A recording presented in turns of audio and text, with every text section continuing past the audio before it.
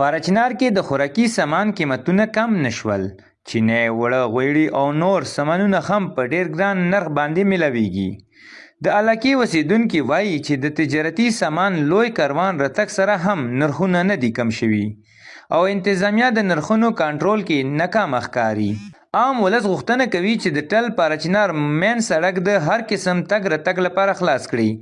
ویلې چې د کاروانونو تګ راتګ سره عوام ضرورت نشي پوره کېدلی. که تاسو وکړئ د ماه رمضان مبارک میاشتې کې خلک یو بل سره تعاون کوي، خلک یو بل سره مدد کوي، سرکار ریلیف ورکوي، نورو ملکو کې ورکوي.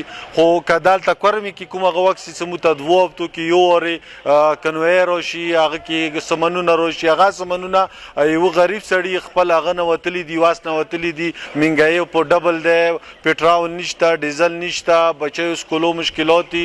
او د روژې میاشتې کې یو غریب سړي ته یوې ریړۍ والا ته که ته سترګې وغړوي، هغه خپلې سبزۍ اخیستلې که هغه نه دی هغه ځان ته سبزي واخلي. او که بقي خبره ده چې سرکار دوره ناهله شوی دی، ځینې انتظامیه چې هغه فوډ اتھارټي والا چې کوم انتظامیه دی هغه سره نرخنامه نشته دی.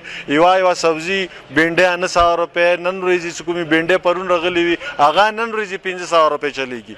یعنی یو سوچ کوو ته چې یو مافیا سیستم دی، یعنی سرکاري څه هغه نشته. موږ غواړو دا چې پرون چې کوم 10 نه 4 بجو پورې چې کومه روډ خلاص و، پکار دی د ډیلیز بیس باندې دا روډ 4 نه د 10 نه 4 پورې یا 12 نه 6 پورې پکار دی دا روډ دا شی موږ ته ډیلی بیس باندې خلاص وي، موږ د علاقه مشکلات نه وځي. د عوام شکایتونو باوجود انتظامیه تر اوسه پورې هیڅ ګامونه نه دي پورته کړي. د قیمتونو نه کمیدو وجه دا دی چې په اچنار ښار کې د چیک اینډ بیلنس نشتوالی او د ګران فروشي پر ضد سخت اقدامات نه اخیستل دي.